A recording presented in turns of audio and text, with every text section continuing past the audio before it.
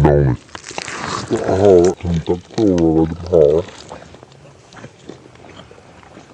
Mitkhuba Mukbang Mayam Punu Ikono Khurumjari ngasi aigi Enao ni jigo saminarage adudi aigi Enao ni sigi minglefam hailake nanggen hairona Mayam aigina keno haithoi bakauje mayang phandegi nang marona aigina serious kawe mayang phalei mayam makhoi ani gi channel ama lebo ko mukbang gi channel channel mamingna Pukham Tengkot moi gi channel je anau bane adudo hairu Enao ni sigi channel se mayam na nuksibi amani support tobi boina subscribe to simbiramo makhoi ni gi channel do khangnaba sinakanda tholake makhoi ni gi channel gi link do comment su pin tawna thamjaramage jangbi duna subscribe masam tong tobiramo support tobi boina akhoi punna chakhon minaje adudi matamanga debida saba hozulage hozulaju Enao adudi ko adudi mahi jailage hebiro iromo ko gaijlo nangna sai sai ta lebina khaga wana bane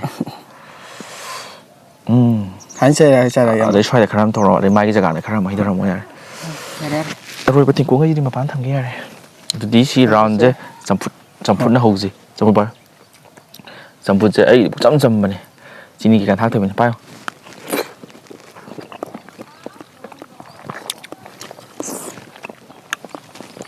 try thongba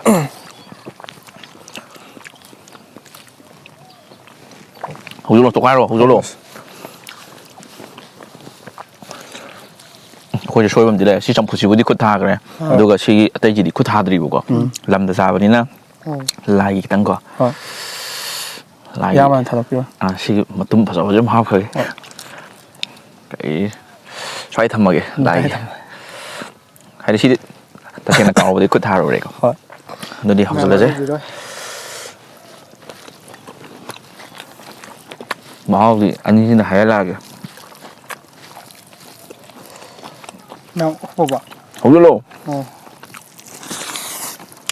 sinong ni si di chap mane mau di no bani na hai ro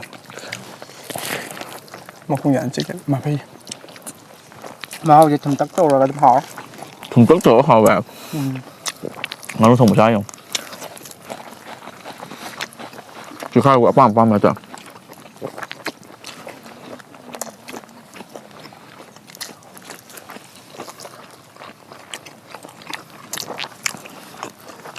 mà không ra bỏ mấy giờ ai gần gạo ấy mấy trận lẻ đang gì đi Tạ họ ạ. 쓰니까 생각 쓰지 사다 보자 sao mà nó ra biết bao giờ cả ba dạ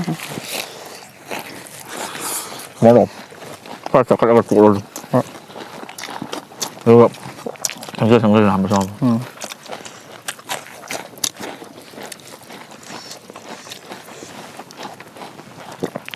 bây giờ nó đủ không cái năm chạy mà không được bao Kira.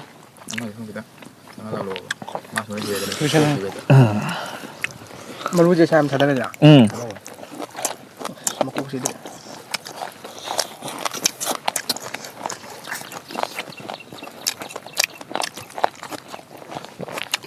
mà con đây đang đi ra rồi không tôi xài lắm con yên thôi dạ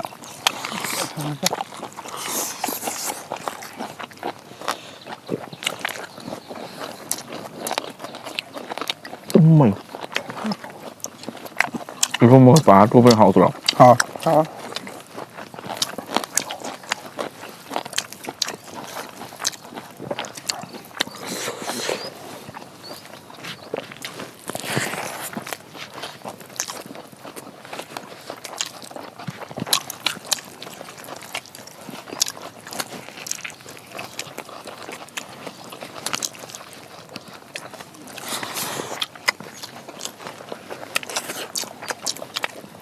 mấy nhiêu vậy đó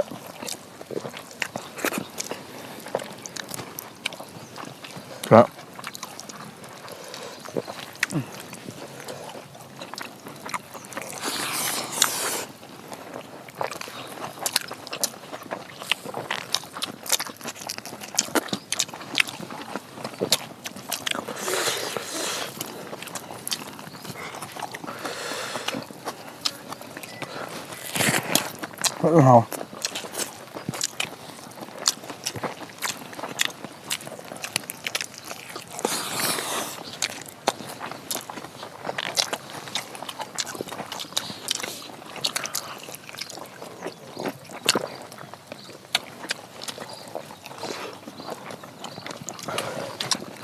Sản phụ mấy đó kìa.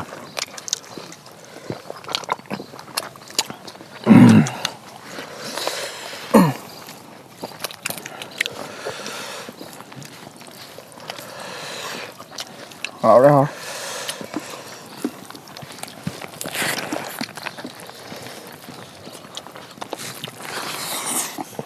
Mà nhìn về cái bám nó chả đâu. Sai ít phải đây. Rồi mai ano office stangอยู่บนนั้นเดียวกับมิดยังไงแต่ไปนี่ก็ Mang. หรือไม่anoที่มาช่วยไว้ตรงนั้น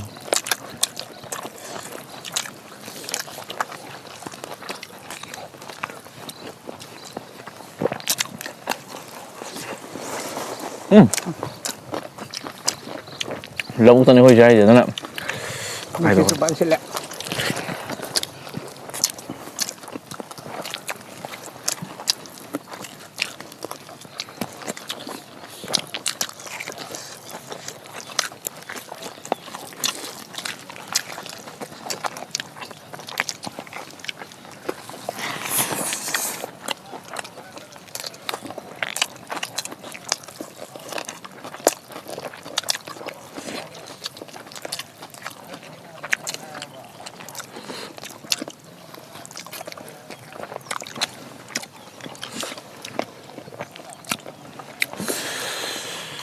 Kalau saya sasal luôn nè, làm không rồi mà.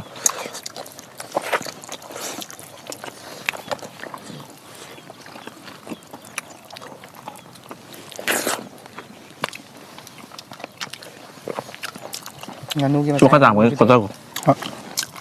Có tao không? Nó đang chơi lại, đã ăn chả sao sao? Đây cái tiền này. Hay đang ở tiệm mà bạn là Ivan thì khách hàng mà bạn làm.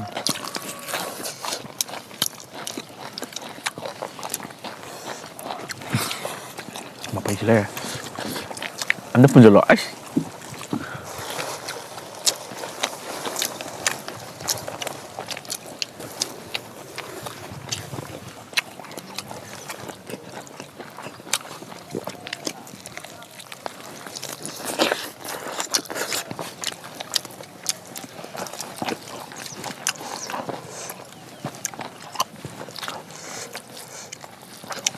masakan dah berapa? Masakan deh. Hao. Ôi massage thì khá là quan trọng maru gì. Sẽ khá là quay.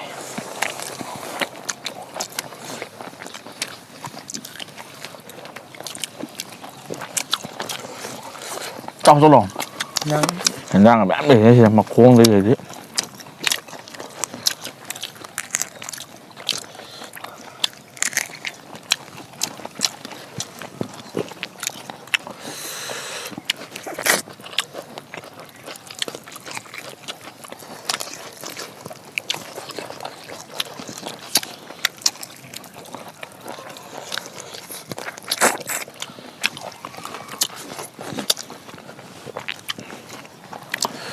Ủa luôn nál lần gì chứ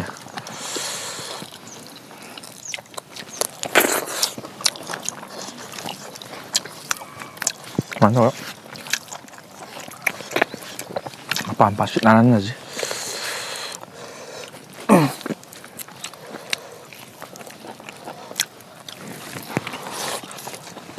ya tổ hao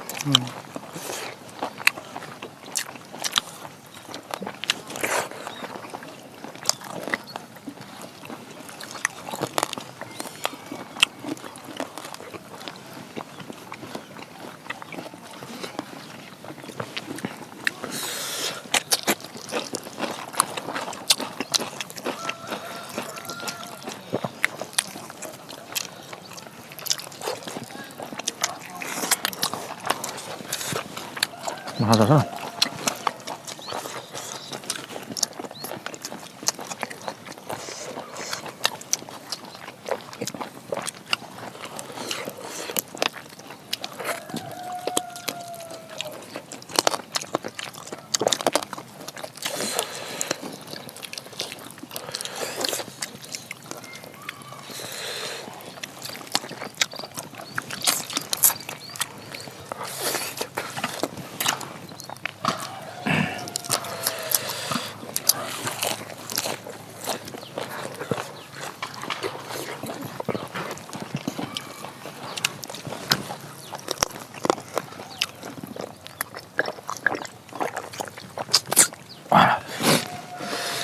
너희 맛빠지. 시 안 할러. 시 파는 거 มาชาชาบีก็ได้เนี่ย 스마트 로 싫어 나. 너 잘 살러.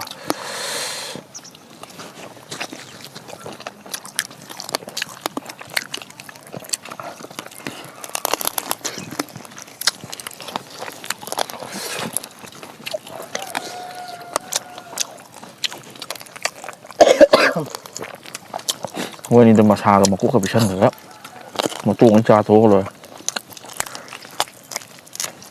มาชาเรามาลิ้มพิชาแล้วเนี่ยมาโค้งก็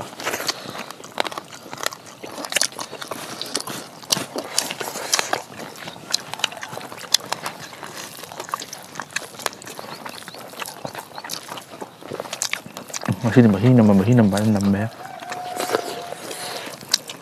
บ พอดีเลยก็เล่นทำไม่ได้แล้ว ha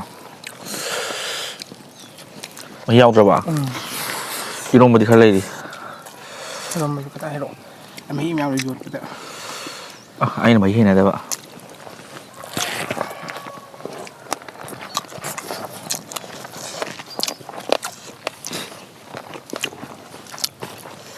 好了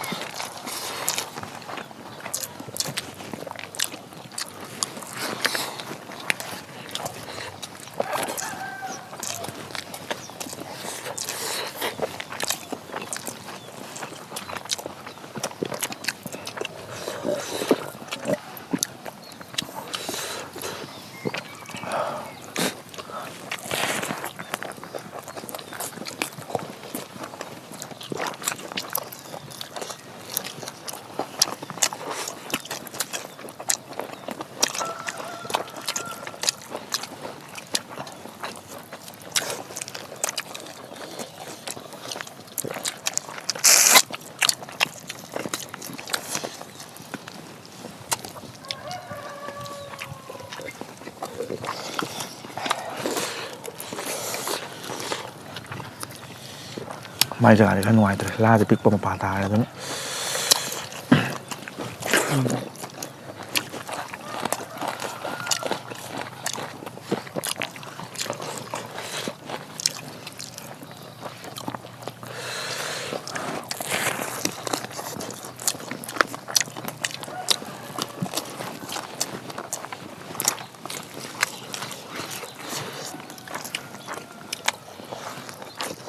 มองฉันที่สูงนั้น 좋아 ได้ 좋아 좋아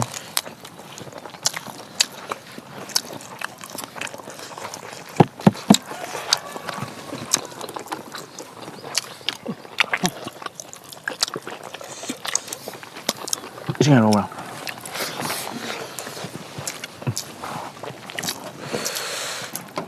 นั่งมาดิ้งจะสั่นหรอ อันนี้สวยงามมันเสียอันนี้สวยมากพี่ใหญ่พี่ไอ้เนี่ยมันเนี่ยมันรักกันเลยท่านนั่น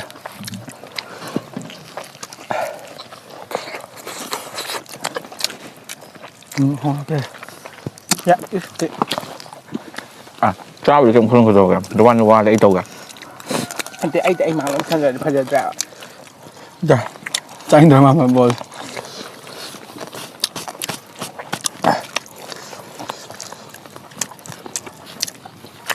chứ nào là nó mà phá đó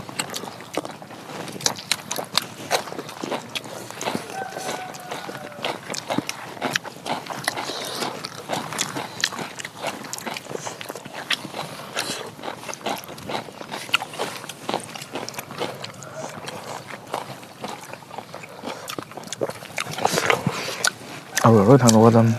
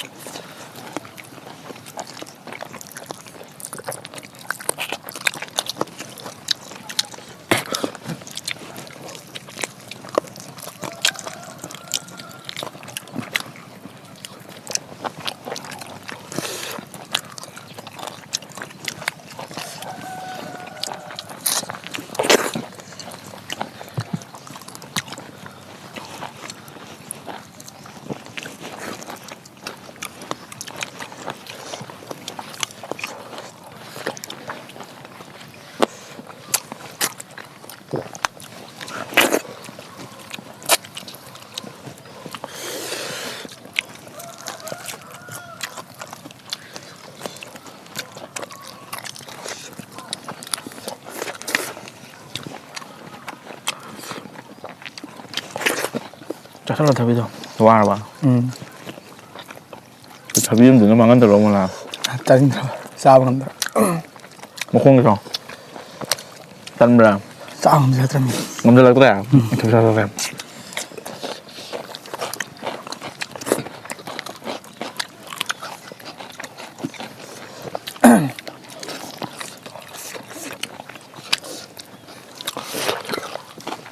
lá sốt rồi nên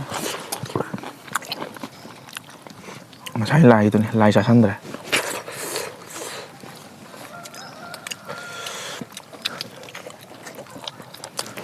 하여튼 파디디야. 그래? 아까 야.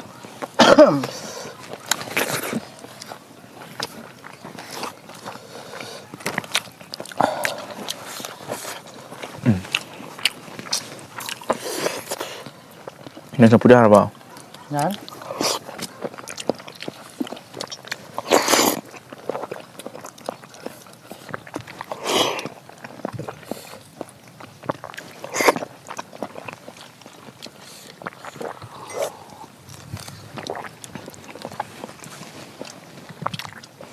một khuôn gì chuyện này nó là huy thành biệt.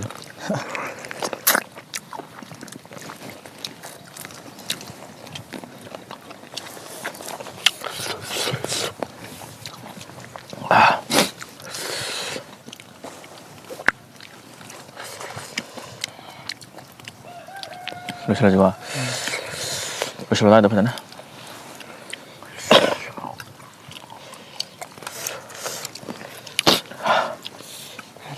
Ra bà. Ở đây đi sao với lỗi mình đó, mà thằng gì lỗi này bắt đầu cái, mà thằng video đó, nó ai bỗng vào rồi.